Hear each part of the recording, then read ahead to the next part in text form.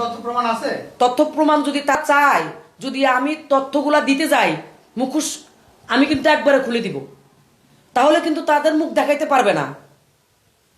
তারা কি তথ্য চাচ্ছে? তারা কি চাচ্ছে যে আমি একেবারে পুরাটাই উন্মোচন করে দিতে? হাসিনা সরকারকে, ওর নামটা আমি নিতে চাচ্ছি না, মুখ দেয় বললো আবার, ওর বিষয়টা আপনারা জানেন। আমি ওরা এটুকুই বলবো, ক্ষমা করে, ওই যে ওদের মতো আমরা না।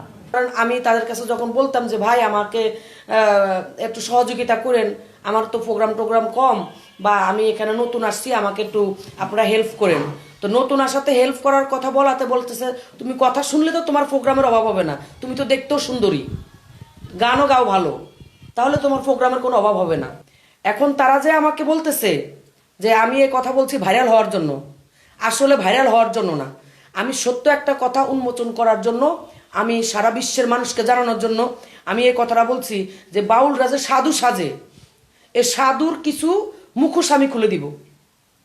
আজকে আমাকে অনেক হুমকি আসছে, আমি সত্যতা কেন বলতে গেলাম, যে আজকে বাউল সমাজের উপরে অনেক বড় ঝড় ঝাপটা যাচ্ছে, হামলা আসতেছে, কি জানি এই মুহূর্তে হাসিনা সরকার তুমি এই সত্য কথাগুলা বলা তোমার কি উচিত হয়েছে?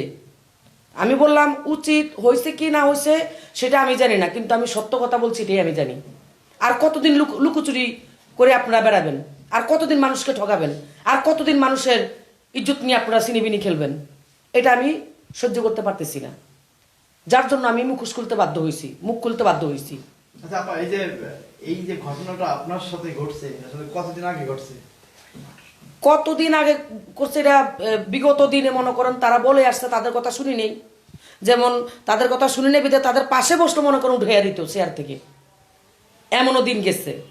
তো তারা যেসব শিল্পী নিয়ে মনে করেন আমি তাদের কাছে যখন বলতাম যে ভাই আমাকে একটু সহযোগিতা করেন, আমার তো প্রোগ্রাম কম, বা আমি এখানে নতুন আসছি, আমাকে একটু আপনারা হেল্প করেন, তো নতুন আসাতে হেল্প করার কথা বলতেছে তুমি কথা শুনলে তো তোমার প্রোগ্রামের অভাব হবে না, তুমি তো দেখতেও সুন্দরী, গানও গাও ভালো, তাহলে তোমার প্রোগ্রামের কোনো অভাব হবে না।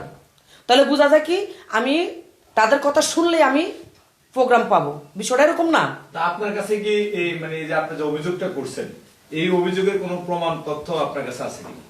এই অভিযোগের প্রমাণ তথ্য আমি কি মানে কিভাবে দিব সেটা মনে করেন আপনারা যে মিডিয়া যারা আছেন, ফেসবুক যারা চালা, কিছু বাউলরা কি কর্মগুলা করছে সেটা আপনারা দেখেন না।